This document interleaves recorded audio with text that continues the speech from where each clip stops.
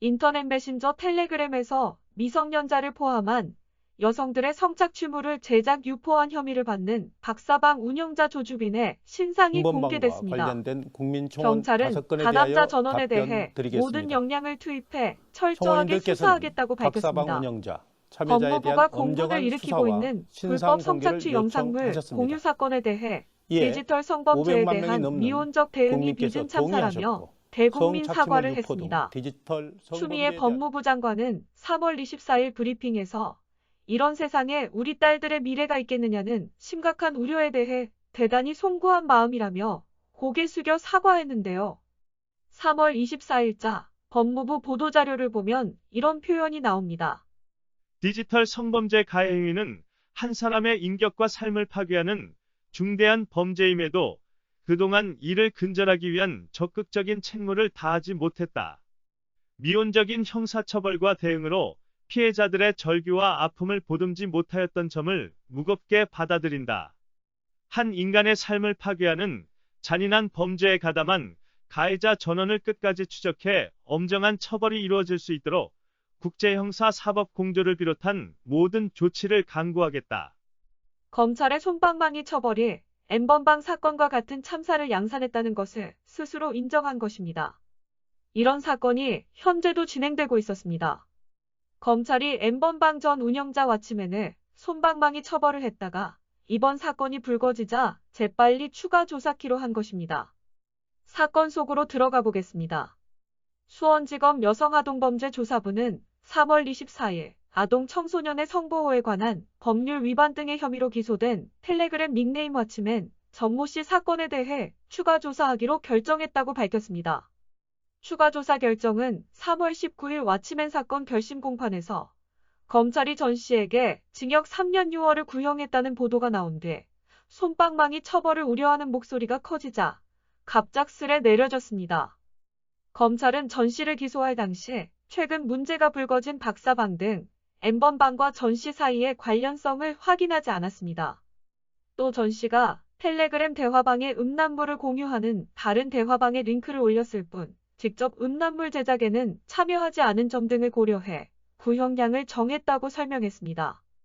검찰은 이에 따라 전 씨에게 징역 3년 6월과 신상정보 공개 고지, 취업 제한 7년 등을 내려달라고 재판부에 요청했으나 이날 변론 재개를 신청했습니다.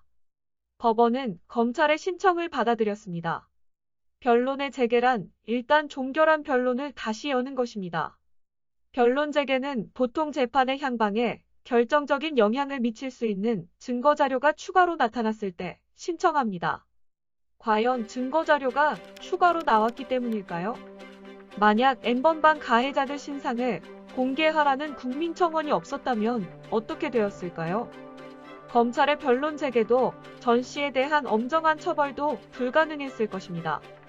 검찰은 경찰이 수사 중인 박사방 사건 등 다른 음란물 제작 유포 사건과 관련성 및 공범 여부 추가 조사를 위해 내린 결정이라며 추가 조사를 통해 죄질에 부합하는 중형이 선고될 수 있도록 하겠다고 말했습니다. 그런데 전 씨의 혐의를 보면 굉장히 심각합니다. 징역 3년 6월이라는 구형이 어떻게 나왔는지 도저히 이해할 수 없습니다. 전 씨는 지난해 4월부터 9월까지 텔레그램 대화방 고단방을 개설, 음란물을 공유하는 다른 대화방 4개의 링크를 게시하는 수법으로 무려 1만 건이 넘는 음란물을 공공연하게 유포한 혐의로 재판에 넘겨졌습니다. 음란물 중에는 아동 청소년의 신체 부위가 노출된 동영상 100여 개도 포함됐다고 합니다. 전 씨는 이에 앞서 음란물 사이트를 운영한 혐의로 지난해 10월 기소돼 재판을 받던 중 N번방을 통해 음란물을 유포한 혐의가 드러나 2월 추가 기소됐습니다. 이런 사건의 3년 6개월 구형이면 집행유예로 석방될 가능성이 높습니다. 검찰의 솜방망이 구형이 관행에 따른 것인지 아니면 전관예우 등의 결과인지 따져봐야 한다는 주장이 나옵니다. 법조계에는 사건 무마부터 사건 배당, 구속 여부 결정의 형량 조정까지 전관 변호사들의 힘이 미치지 않는 곳이 없다는 말이 있습니다. 고위법관 출신 변호사 수임료는 부르는 게 값이라고 하죠. 돈과 권력이 사법정의의 또 다른 기준으로 작용하는 법조계의 뿌리 깊은 병폐가 이번 사건에도 영향을 미친 게 아닌지 검증이 필요하다는 지적이 나오는 까닭입니다. 여성가족부는 국민법 감정에 맞는 디지털 성범죄 양형 기준을 마련하겠다며 텔레그램 N번방 사건과 관련한 청와대 국민청원에 대한 답을 내놨습니다. 이정욱 여성가족부 장관은 아동 청소년 이용 음란물 범죄 등 디지털 성범죄의 양형 기준 마련을 요청했으며 대법원 양형위원회도 이를 받아들여 디지털 성범죄의 양형 기준을 빠른 시일 내 마련하기로 결정했다고 강조했습니다.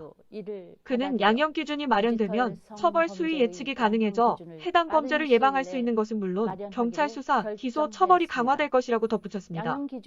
끝까지 시청해주셔서 감사합니다. 공감하셨다면 좋아요와 구독을 꼭 눌러주세요. 구독과 좋아요 버튼을 눌러주세요.